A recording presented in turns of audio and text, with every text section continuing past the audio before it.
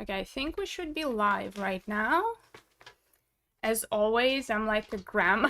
I have no idea how it works every time. It's like news to me.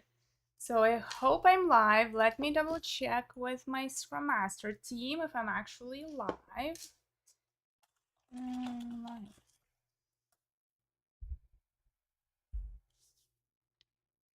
Let's see. Hopefully my camera will be working fine today because I have been having some issues recently and unfortunately I don't really know what the problem is. So, technology just sometimes doesn't work. Last week I was teaching a class and my camera kept just shutting off. Miro stopped working in the middle of the class. It was an online class and it's like everything that could have gone wrong went wrong. So if you have ever been in this situation, well, that's not a lot of fun. Okay, I can see Elisa that is in there saying hello. I guess we are on stream online and it's working. Perfect. Okay, awesome. I never know what the delay is. I think a couple of seconds. So sometimes you might, send me a message, but I cannot really see it. Hi, Kima. Okay. So it is working. Perfect. Great. Well, let's jump in. Yeah. Okay. So let's see what's going on, what we have. I didn't prepare any specific questions. I know that I have some comments actually, that I have like a backlog of different comments to go through. Hi, Bunmi. Andy, hello. Welcome, everyone. Um, I see the question, Andy, so I'm going to be answering the question. I just wanted to make sure that I actually talk about some news I really wanted to share. We've been working on a new website revamp for way too long, to be honest, not in a very agile way. If you are subscribed to my newsletter, you know I've shared everything, but the website is finally live and very exciting. I'm very excited about it now that I'm talking about it. I just want to make sure that it is live. But so it is looks different. I hope you like it, and I hope it's easier to navigate and it's a little bit faster to get to the blog and all of the articles. So yeah, very exciting.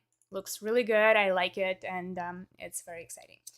I said exciting at least 3 times in less than 2 minutes. Okay, let's jump into the questions right away. That was the main really thing that I wanted to share. Oh, no. Wait. There's one more thing that I wanted to share that we've been working on in some time right now. We are working on a new podcast, the Agile Audit, and we have been recording behind the scenes. It's going to be a new thing that I will be uploading to my channel, and it will stay in the main channel, I think. And it's going to be a bit of a different type of content. I hope it's going to be interesting to you. At least I was enjoying it. People on the podcast were enjoying it. So I think you will enjoy it too. And I will be sharing a bit more about it in the upcoming days. And the first episodes should be coming out pretty fairly soon. As always, no promises. Okay. So I have some questions in here. Let's see what I have. Okay, the chat. Okay, perfect. Okay, the first question is from Andy. Who facilitates the sprint planning event? Well, who facilitates the sprint planning event? I mean, anyone in the team technically can facilitate the sprint planning, right? We always look at the Scrum Master as the main facilitator for many events because, well, we look at the role itself. Scrum Masters are facilitators and usually are the best ones to facilitate it. And so the Scrum Master can be the person to facilitate the event, especially with the new teams, helping them get organized, make sure that everybody knows what the purpose of the sprint planning is, that everybody's following the agenda, and that we are keeping track of time. right? So that we cover the sprint goal, the sprint backlog, and how to basically the decomposition into tasks. But for generally kind of a more mature teams that already know how to run the sprint planning, we say that it can be the product owner. I would say that usually that almost always would be the product owner who would start the sprint planning, because the first topic that we discuss in the sprint planning is the sprint goal. And so the sprint goal is something that the product owner would normally bring into the sprint planning, and that would be then discussed with the team, right? So the product owner would bring in the goal, and the team would say, okay, is this something that is realistic? Can we deliver it? Should we negotiate? Should we change it a little bit? So, yeah. And in this case, basically, we are switching from the Scrum Master to the product owner. Then the second part of the sprint planning would be about this, creating the sprint backlog. And once again, this is a conversation, negotiation kind of between the product owner and the team, the developers, who are deciding what are the items that we need to take into the sprint in order to achieve our goal. And then the third part is really more focused on the developers. So the developers will be kind of going into the details, nitty gritty technical stuff most of the time, that where they will be discussing what exactly needs to get done for each sprint backlog item. And so in this case, basically, that is mostly kind of part that the developers will be working on and technically facilitating. As a Scrum Master, you are there to support, to ask questions. Generally, once the team knows how to run a sprint planning, I don't really jump in to facilitate it like step by step. I usually am there just to keep people on track, to make sure that we are discussing the most important items, that the team is not overcommitting, undercommitting, and so that we are staying on track with that. Keeping tabs on time. So that would be kind of the facilitation in this time. I think for the new team, yeah, the Scrum Master will most likely be facilitating most of it anyway. I hope that answers the question. I know the answer was pretty much it depends. that's the answer to everything, okay? Remember that. Answer to everything depends. Okay, Kima has another question. What is the role of a Scrum Master in release planning? Mm, Role of a Scrum Master in release planning. Well, the release planning technically is something that the product owner would be mostly responsible for, because they need to understand what the team will be working on and what is the order of things, and then based on the information, on the estimation, on some metrics that we've been collecting, then the product owner can decide, okay, how much work would we be able to accomplish within a certain period of time, most likely. No guarantees. And they would be kind of more involved in the release planning, because technically they are the most invested person in it. They really need to know what all of the stuff. As for the Scrum Master is there to, I think, help, really, as with a lot of things. And so, for example, for some of the things that a Scrum Master can do is to help collect the metrics, right? If we are collecting any estimation and metrics like this, cycle time. So the Scrum Master can help with kind of helping. Let me put it like in a good way. Okay, so the Scrum Master can help the product owner translate all of those metrics and help understand how do we use these metrics when we are planning, right? If we're road mapping, if we have a release plan, and basically this would be something that a Scrum Master would help with, maybe helping collect the metrics, interpret the metrics, maybe bringing some of the useful tools like graphs, for example, helping the product owner create a release, not really, well, release burn up, or burn down, or roadmaps, right? So the Scrum Master can help with that. The Scrum Master can help with estimation, especially if we need to do a bit of kind of long-term estimation, like high level, for the items that we are most likely to be working on in the next maybe release. So that would be something that a Scrum Master can help with. By the way, actually, now thinking about it, that we are editing a video right now where I go a bit more into details on that roadmap and how a Scrum Master can help the product owner, especially when it comes to release planning. So I will be sharing this video in upcoming weeks. I'm not sure when exactly, but it is in the pipeline. So that would be kind of where the Scrum Master can help with release planning.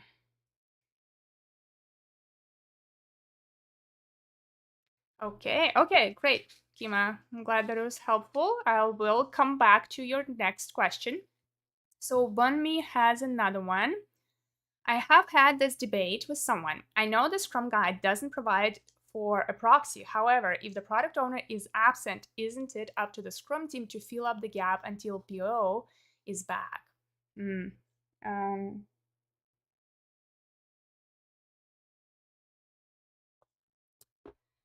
So the Scrum Guide has the role, right? I think that is something that would be important to understand, that the Scrum Guide, not even the roles, right? We changed the language.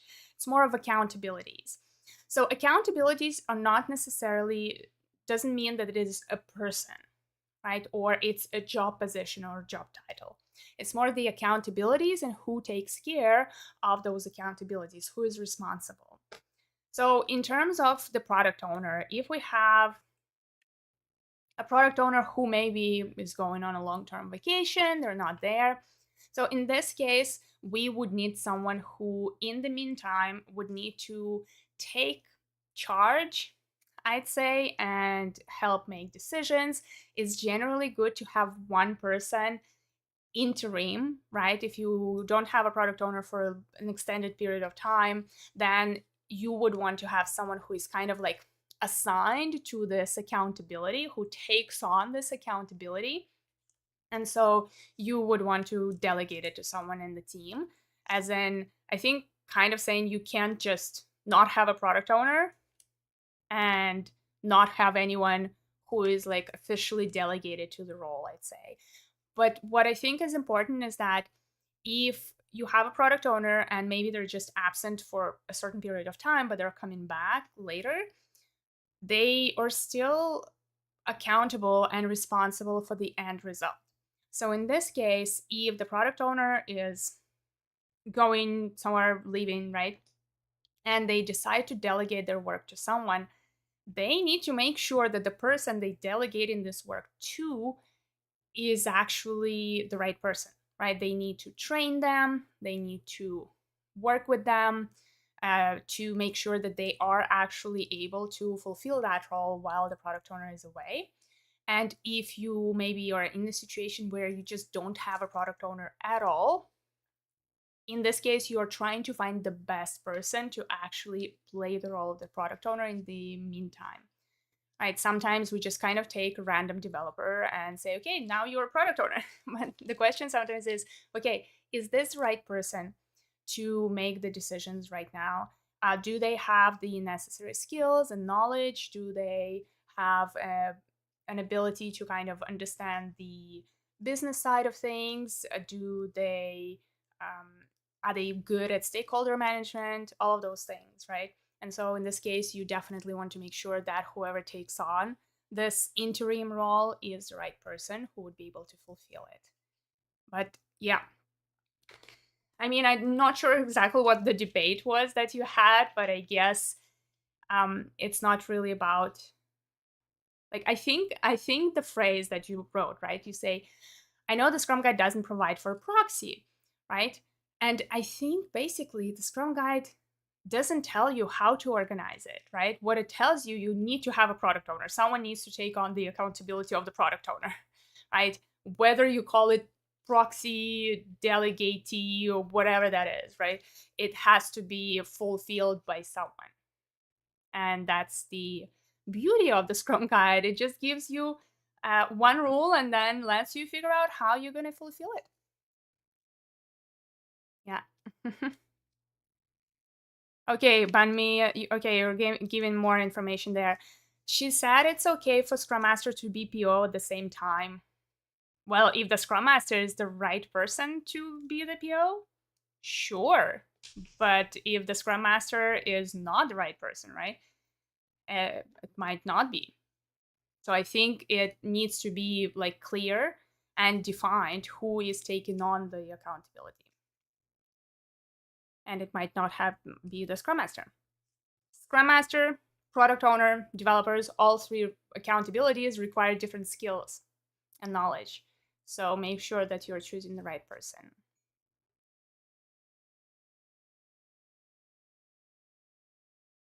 Hmm.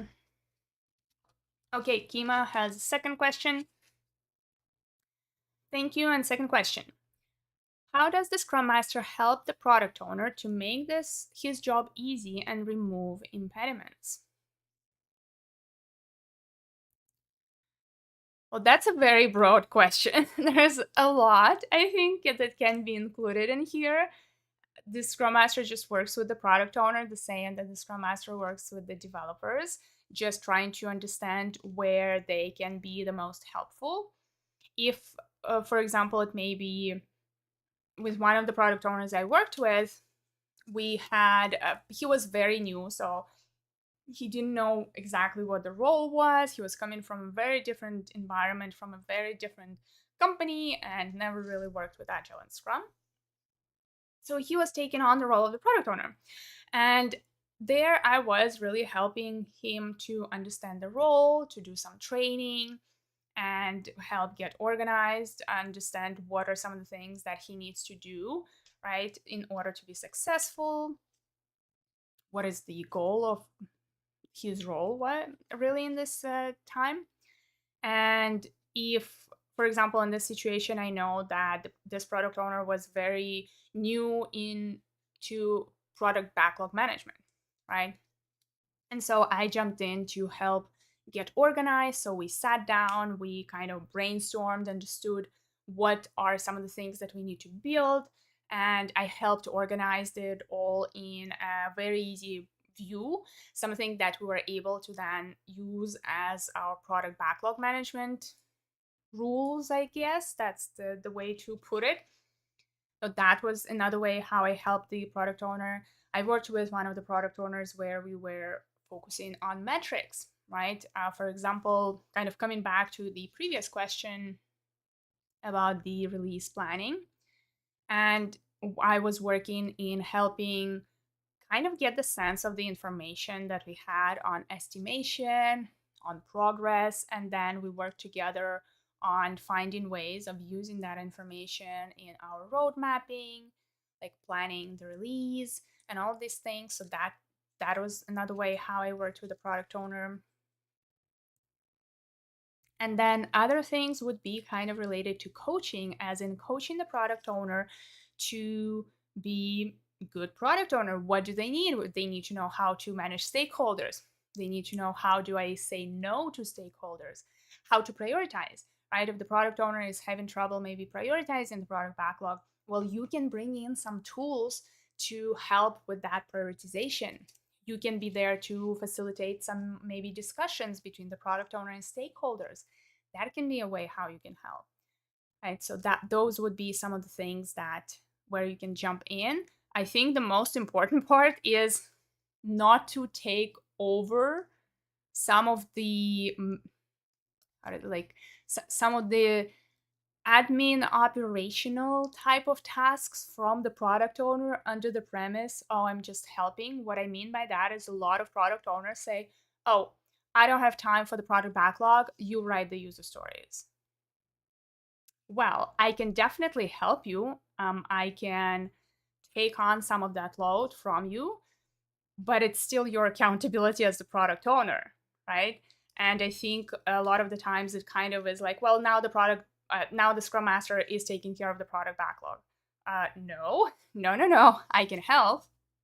I can help you with refinement. I can help you with organizing it. but it's not my responsibility to make sure that the product backlog is in a good state. It's still the responsibility of the product owner. Okay, okay. Hope that answers this question. We have Luke, we have Anitan, and William. Hello, everyone.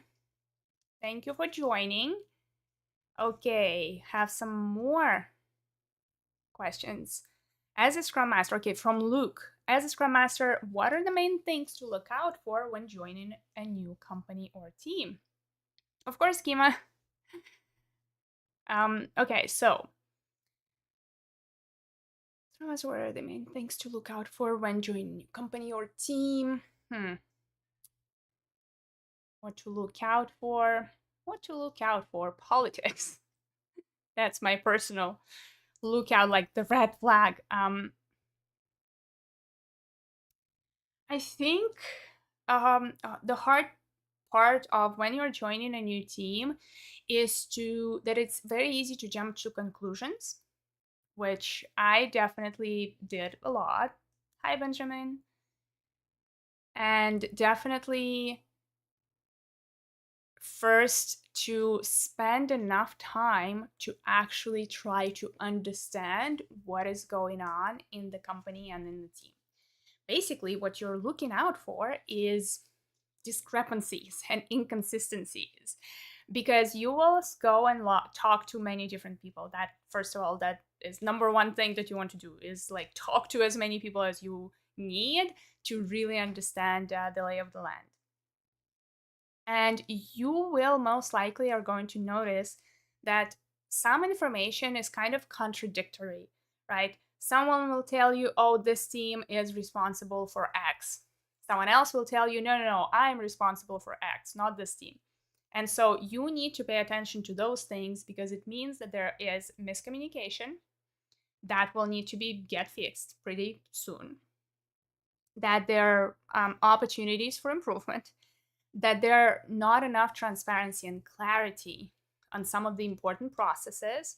So those would be definitely the things you want to look out for. I generally like to make it visual. I actually started doing it not right away, but I think in one of the companies I joined, I started talking with many teams. And the more I talked, the more complicated like the chart was looking in my head on how teams are connected. So what I did, I actually drew it out. I had like a whiteboard next to my desk. It was a way back. And I basically drew the structure of how the teams were connected, which team was asking which team for what, right? Who was dependent on who. And I drew it out. It was like a big chart right next to my desk. And some people would come over and they would look at it and like, wait, we have a team named this? I didn't know. And I'm like, not only do we have this team, but it actually works with your team. And so that was very, I think, revealing for a lot of people who were pretty surprised by some of the things that I showed on this chart. And I think this is where you can definitely help right away. And this what you should pay attention to is these kind of connections, miscommunications, lack of transparency, and especially if the process is unclear. I really like to ask the question from people, explain to me what is the process for building whatever we're building, right? Can you explain to me where the requests coming from, who makes the decision, what do you do next, do we have any approvals, and then like what is the process for getting it into production?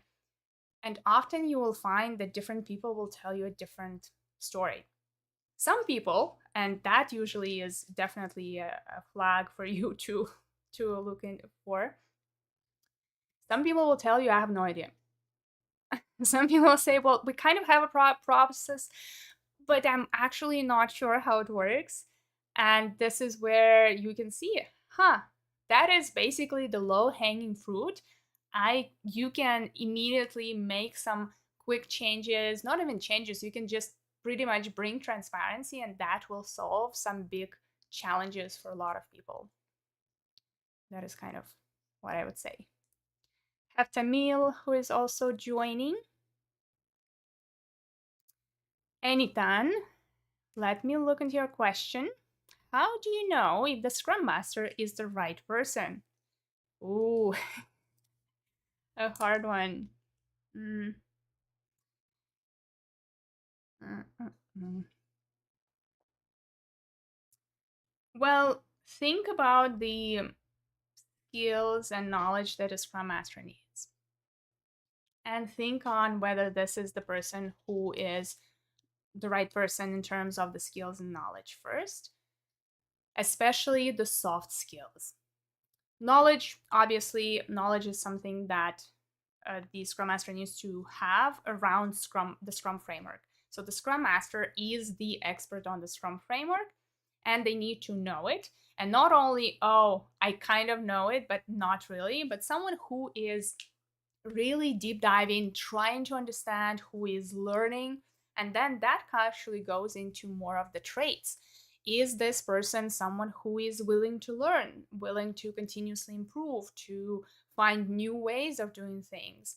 Because that is, for me, one of the important traits for a Scrum Master to have is that curiosity, like a perpetual learner kind of personality that you're looking for, because that would be the best Scrum Master. I have seen a lot of examples of Scrum Masters who are kind of got the role and then they maybe passed the test or went to the class and then they stopped learning. They're no longer interested in learning more. Like they kind of got to the point where I know enough to have this role. And then they kind of play this role, but they never improve and they never grow. And I think that is detrimental to the teams. Scrum Masters who are not willing to constantly make changes to how they work. So that is definitely something that is very important in a Scrum Master. And then you want to have someone who is a people person, because the Scrum Master role is really about working with people day in and day out. So someone who is willing to work with people, who wants to reach out, who wants to talk to other people, doesn't mean we are looking for an extrovert. The Scrum Master can very well be an introvert, and it's fine. It's more about the person who is interested in working with other people, right? Um, and so those would be definitely things that you're looking for. Someone who is not interested, I'd say not interested. Someone who is not as fixated on personal like career progression, I'd say, is the person that is a good person for a Scrum Master role, because Scrum Masters are very like serving leader focused. So and serving leaders are mostly focused on how do I help my team progress, how do I help my team advance and grow, rather than how can I advance myself. So caring for others and being more interested in helping others grow, this is another very important point. If you have a Scrum Master who's fixated on just becoming a manager or growing in their career and, becoming I don't know, VP in some time, I think that that is something that might actually divert them from focusing on the team. Doesn't mean that you can't have those things or that you should never want those things, but it's more, I guess, the fixation part. And also, I think I spoke with quite a few Scrum Masters who would, or Agile coaches, it's pretty much the same, who would kind of say, they offered me, like some people who with some experience, they would say, oh, they offered me a role, like a manager role, and I didn't want it. Right? Or someone would say, I don't want to be a manager, I don't want to manage people, I like what I do right now. And I think those are the people who are really focused on that leadership, servant leadership role, rather than a managerial part. So I think those would be the best people. Mm-mm-mm. Okay, Andy, with another good question here. What is the difference between empirical process control and empiricism? none whatsoever. It's the same concept, right? I mean, maybe there are semantics and we can go into like the details of what exactly each one means, but pretty much the same thing, right? The Scrum is based on empiricism, or we can say Scrum is based on the empirical process control theory.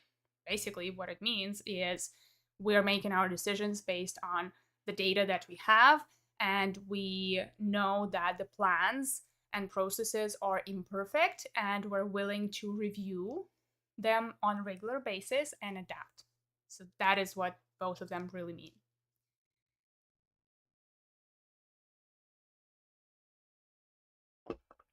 Who do we have else? Okay. Yeah, anytime. Exactly. Relentless ability in all areas. And maybe not ability, but just interest. Right. Okay, we'll have more questions. William, hello, hello. Does a Scrum Master have to be a certified project manager? I noticed many job postings now look for require. Sorry. I noticed that many job postings now look for or require a PMP certification as a must have. Is this a necessary requirement for the job market? Hmm. I haven't seen that much of it. Maybe more in. I assume you're. I think you're in the UK. UK. Might be mixing you up with someone else. Maybe in some markets. Maybe, but I don't think I saw it as much here in Canada or in the US. But is it a must have? I don't think so. Is it a good to have? I don't think it's necessary. Like, that is my honest opinion in terms of whether you need to be a project manager. I think why they require that is that they actually are looking for a scrum master who also will be a project manager. And I think the reason for that is often the scrum masters are coming in and they are very focused on the people skills, on the soft skills, which is normal, right? As we just said, that is the role of the scrum master, to be the people person. But then they do not focus enough on more of the tangible things like metrics. I think metrics is a very scary and complicated topic for a lot of scrum master. And so that is why I believe is that maybe this is what they're looking for, like someone who would be able to maybe do a bit more reporting, providing some data. And I think for a scrum master to know these things, it's good. You need to know that, right? As in, like, building your knowledge in the agile metrics, in things like evidence-based management. So definitely something that I'd say you want to look into. I hope that it's not like becoming a trend to have the PMP certification, because if it becomes a must have, then I will not be hired, because not only do I not have a PMP certification, but I will never do it. Reason not that it's not valuable. The reason being is that it is way too much textbooky, and you pretty much need to know the PM book by heart, and I don't have time for that. I don't think that is necessary. So yeah, I really hope that it's not becoming a trend. But maybe focus on knowing these things. Maybe don't have a certification, but have an understanding of what project management is. I do have a degree in project management. That was the degree that I got when I was studying. But then it's also been like a really long time ago. But I guess just the basic knowledge is there, and that's enough. Okay. Mhm. Okay, we have Tamil with a couple of questions, and then we have Ili.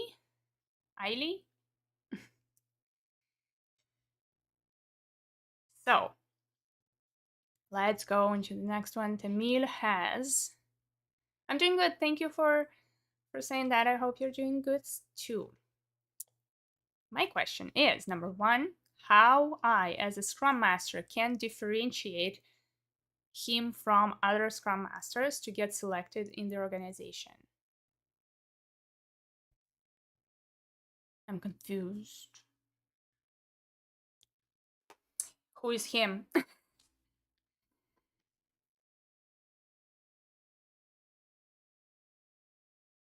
I'm not sure what you mean, Tamil. If you can give me a bit more explanation on what you mean by him. I'm a bit confused. So in the meantime, I'm going to jump into the next question and I'm going to come back to your question next. Okay. Oh, you mean how? Okay, okay, okay. So how can I like differentiate yourself from other Scrum Masters to be like to pass the interviews, right? And get into the organization? Okay.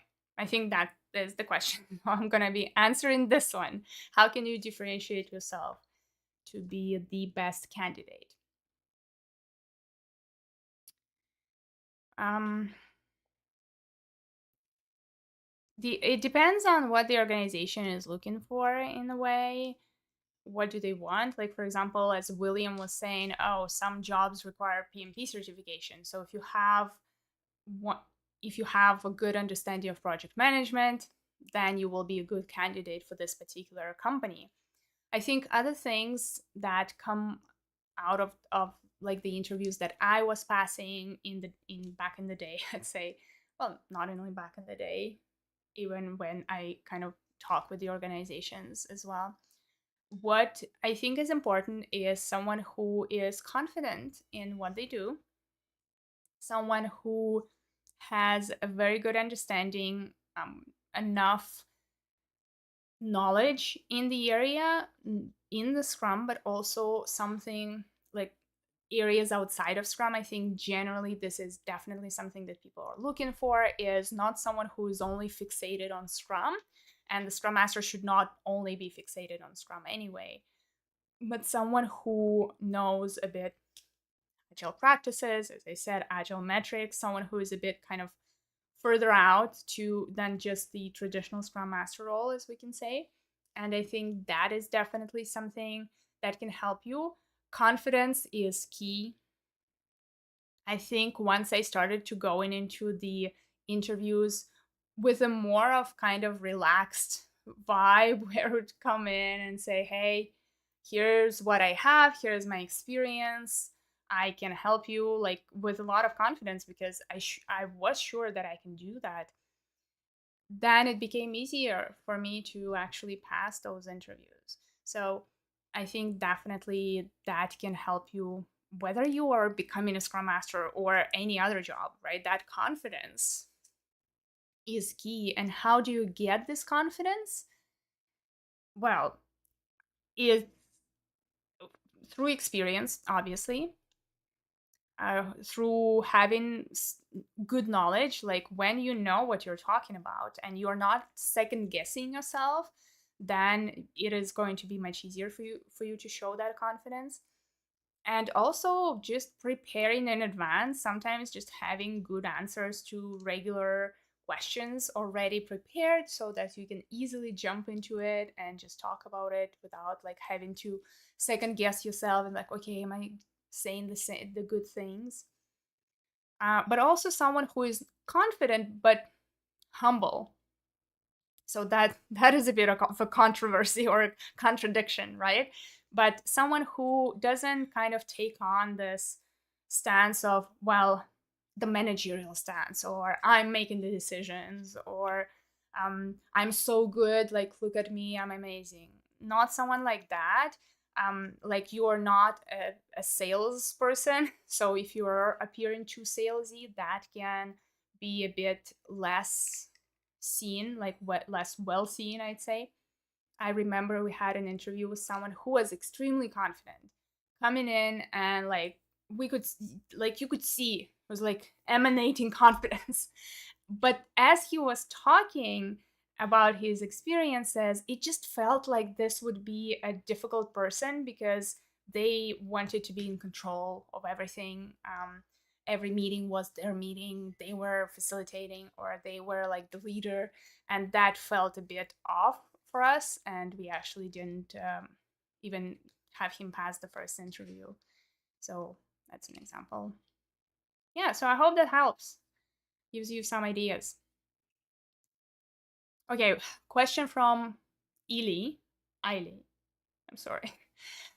Hi Daria, thanks for all of your useful videos. Sorry if my question may sound silly. No silly questions here.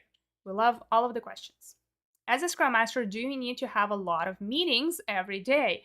I'm not a big fan of always being in meetings. Well, I think meetings has a very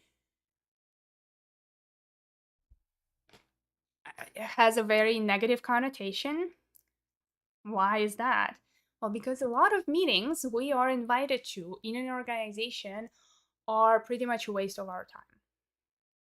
So I think if you look into it more from the point of view, do you have productive meetings?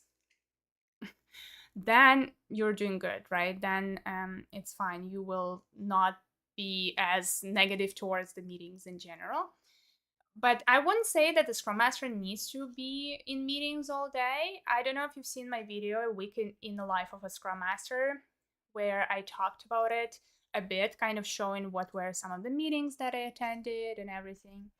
I generally say a good Scrum Master is someone who has a pretty free calendar, because this is when you would be able to jump into the meetings and, help resolve specific challenges in a specific moment rather than having like a regular meeting that just happens all of the time, like every week or something, like a status meeting where you're just listening in and like, why am I here? I have work to do, right?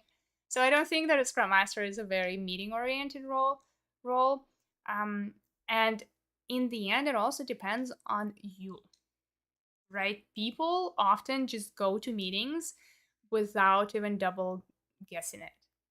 Just go in, oh, someone invited me, so it means that I need to go there. And I would say you can always actually like make sure that you're only going to the meetings where you will be helpful and useful, something where you can gain some important information. I generally mostly meet up with just my team if I need to, like when we are solving specific problems or we need to brainstorm or it's a workshop or, something like that. But then I don't really necessarily want to call them meetings. I call them working sessions.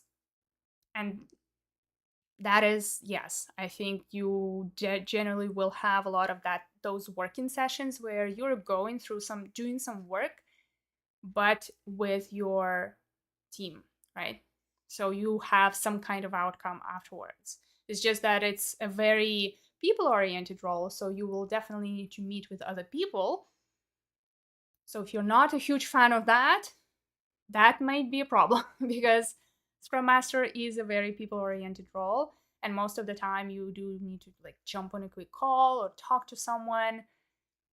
So yeah. So I hope that helps. So we have some more people here. We have Patrick and Chris. Welcome, welcome. So I hope that answers your questions, Eili.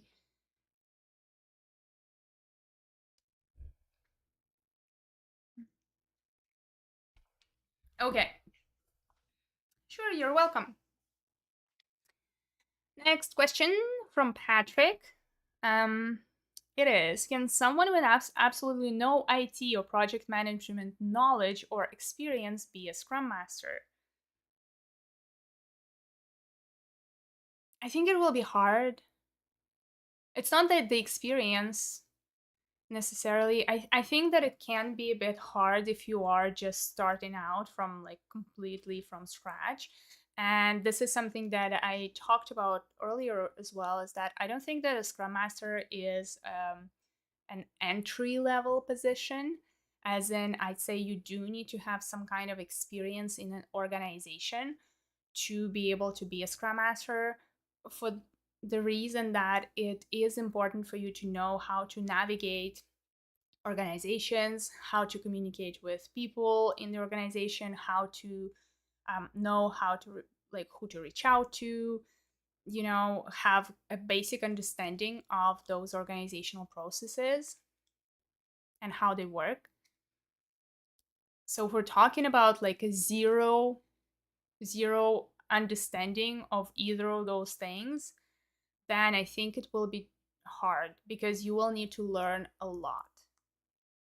Though I will say that technically, well, I've never really been a project manager.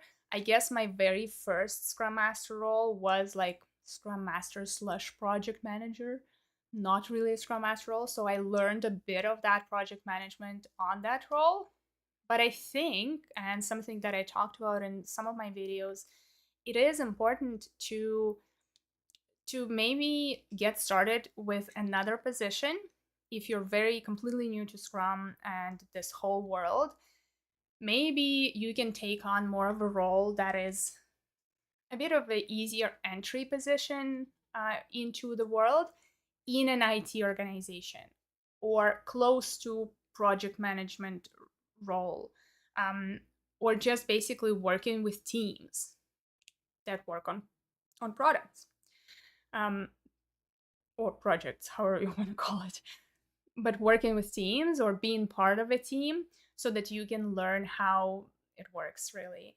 So I think maybe starting off with like some of the more entry level positions, working in a team in IT can be helpful.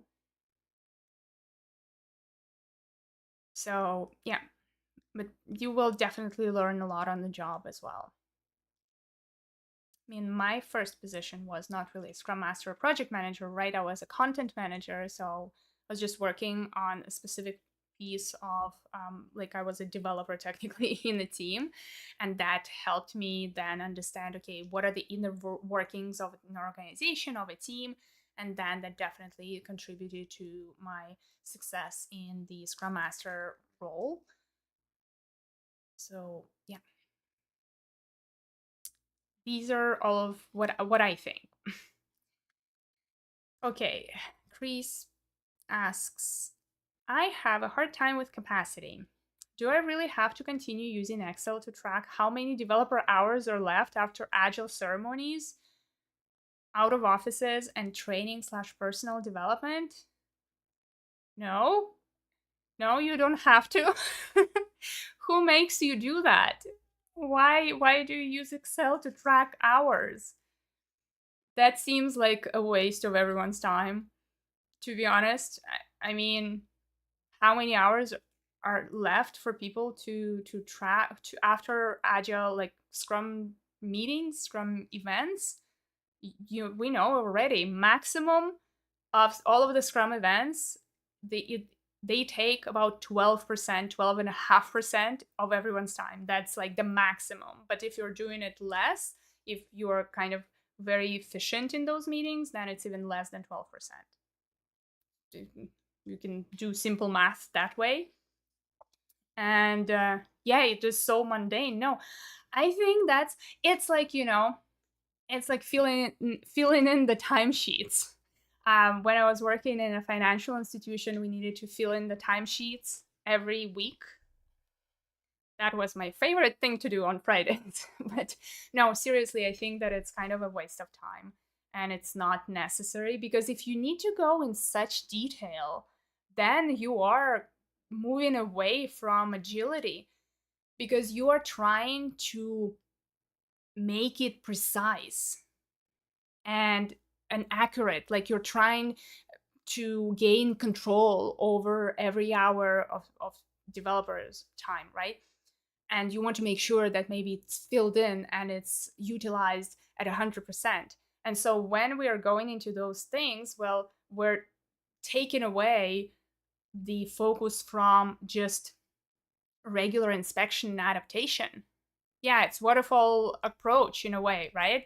It's kind of, we're trying to be too controlling, we're trying to track everything and assign people, to tasks. You don't want to focus on that. So how would you usually kind of use the capacity, right? Let's talk about it in terms of capacity velocity. So this is where velocity can help you, and it's not supposed to take you however many hours it takes you right now to fill in an Excel file. But basically, when you are working with a team, when you're using estimation velocity, I do have a video on velocity, so go check it out because I explain how to do that.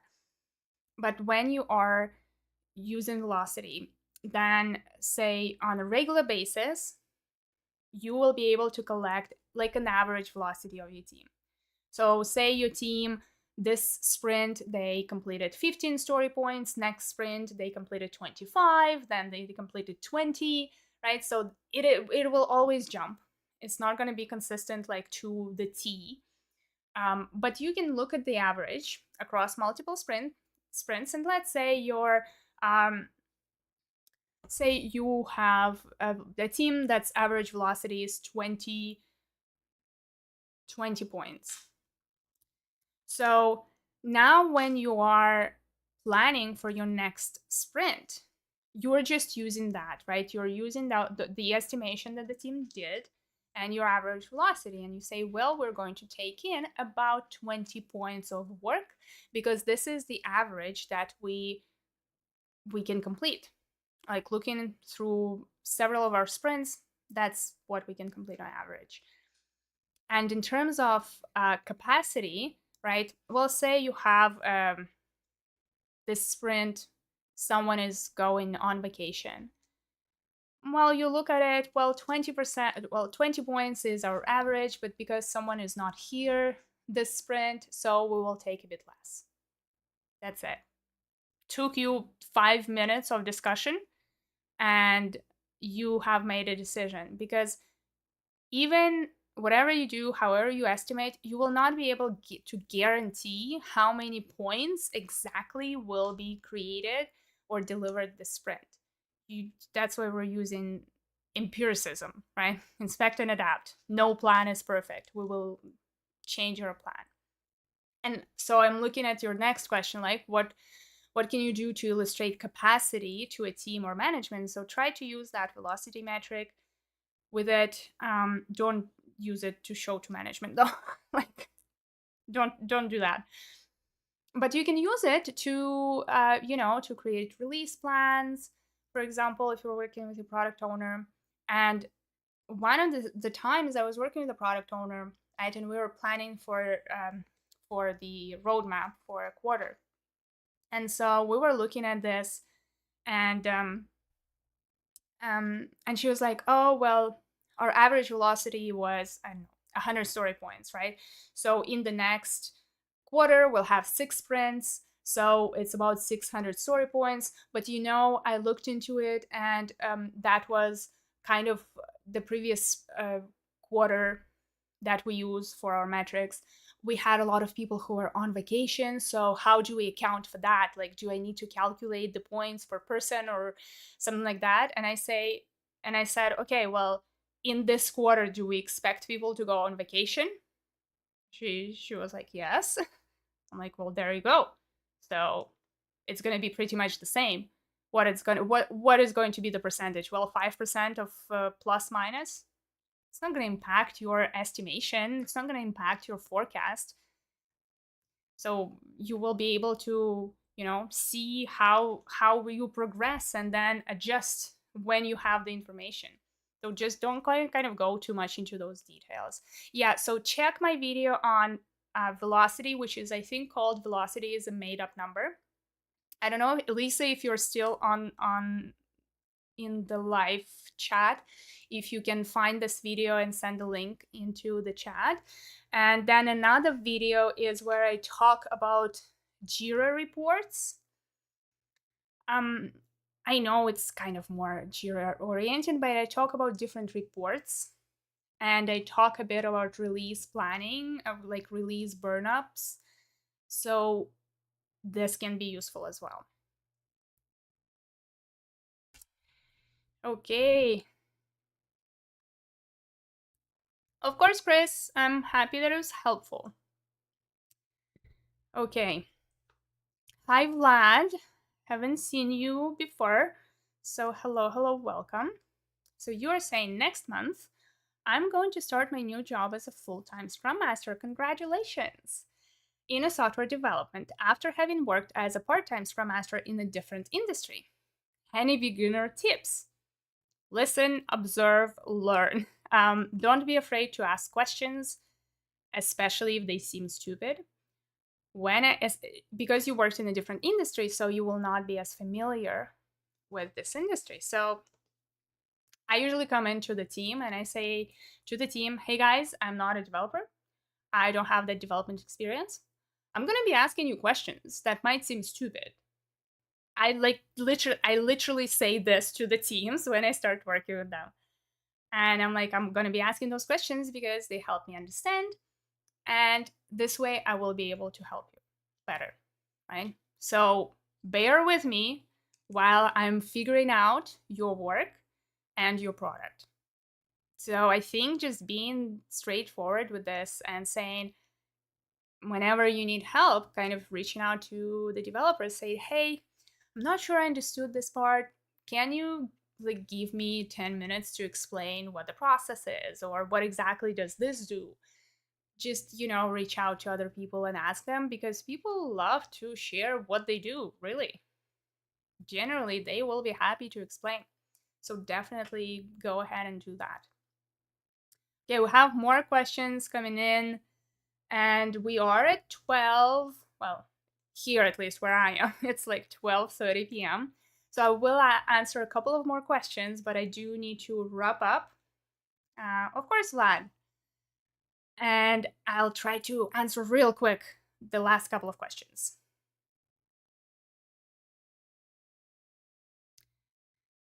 And then I'm gonna go eat my lunch because so far my lunch was some coffee with milk. Okay. So Anytan has another question. Can you explain the difference between being a Scrum Master and Agile Product Manager? Those are just two completely different positions. Scrum Master is a coach, someone who works with the team to help them understand Scrum, implement Scrum, helps with bringing in new practices, agile practices that can help to the team to optimize their processes and make them more effective. Helps to really deliver a done increment, so helps with all of the things related to that, removing impediments. Agile product manager, the key is here not even project manager but product, right? I'm not sure agile whether like agile is unnecessary in this, but product manager is just someone who takes care of making sure that the product is being built. So the delivery of the product, it is most likely going to be related to some financials, tracking financials, working with stakeholders to get the budgeting, figuring out their plan, like a project type of plan, building roadmaps, working on like delivery, how are we going to deliver that, some dependency management for that roadmap. So it's just risk management. So it's just a completely different role that you can't compare them, right? Like product manager, agile product manager is pretty much like a product owner to me most of the time. That's really what this role is.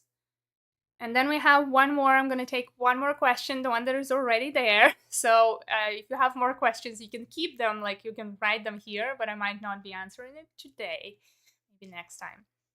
So, Divanshu, I'm sorry if I'm mispronouncing it. I'm pretty much sure I'm butchering everything. How to convince? But me, yeah, maybe he meant or she. I'm sorry, I'm not clear on the picture. Agile project manager, probably. Okay, so Divanshu, how to convince your team to push beyond their limits in these revision times where appraisals didn't happen and their motivation is lacking, and so is their effort because of that. Oh well, um, you need to work with management, you know, because you can't ask people to push beyond their limits if the organization is not kind of making their whatever they need to do to motivate people to do that. So you cannot bypass just the what the organization is doing. So you do need to work with management and seeing how they can motivate the teams. So it all comes back to having clear goals, making sure that we are celebrating successes, that the teams are being um, like recognized for what they are doing, making sure that whatever they're delivering is well recognized and celebrated. Then coming back to goals. But if the organization is not doing their part, I mean, you cannot do magic. Like the only thing you can do is to keep the lights on and like helping the team to stay on track. Yeah, so that's kind of what you can do,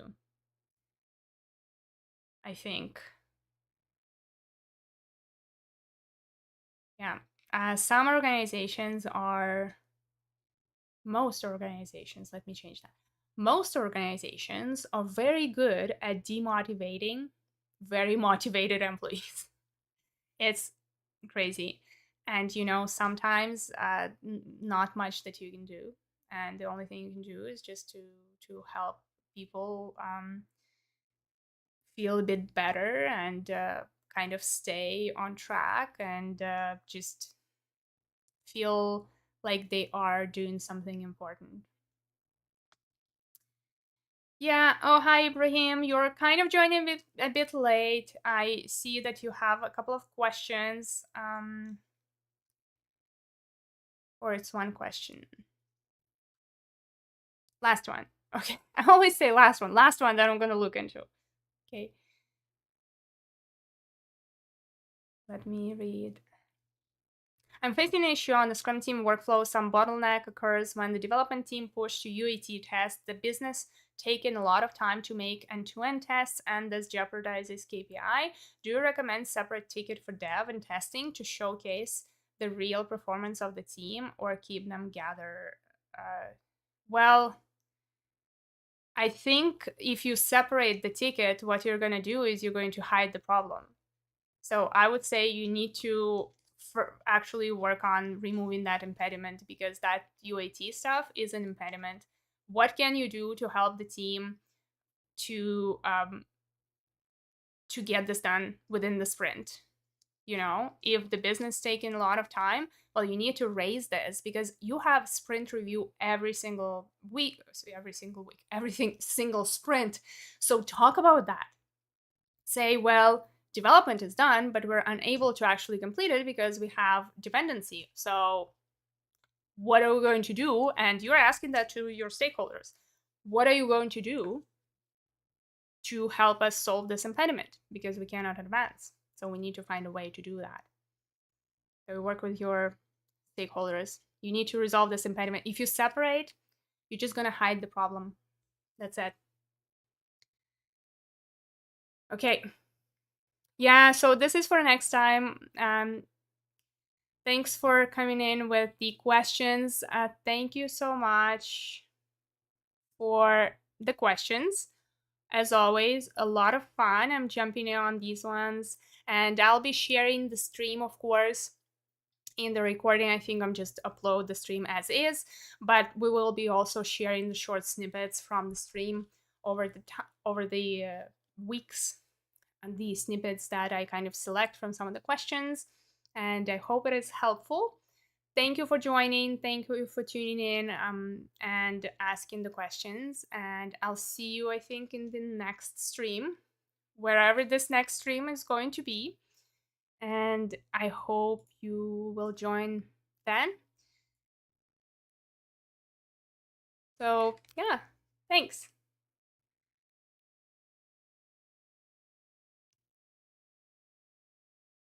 I want to make sure that I'm ending the stream when it needs to be ended.